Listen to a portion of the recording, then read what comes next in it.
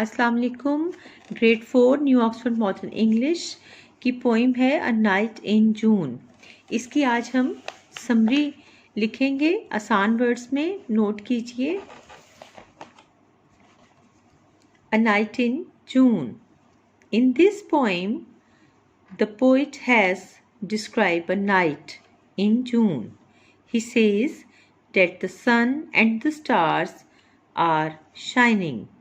The little birds like cuckoo and thrushes are still singing among the bushes and trees.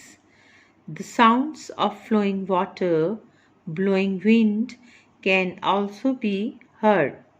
These things and sounds make the atmosphere pleasant. The cuckoo's loud cry can be heard in the sky. तो ये थी summary a night in जून। मेरा channel subscribe करना आपने बिल्कुल नहीं भूलना। Comments भी कीजिए मेरी हौसला अफजाई के लिए, लाइक और शेयर भी कीजिए। Thank you. अल्लाह हाफिज़।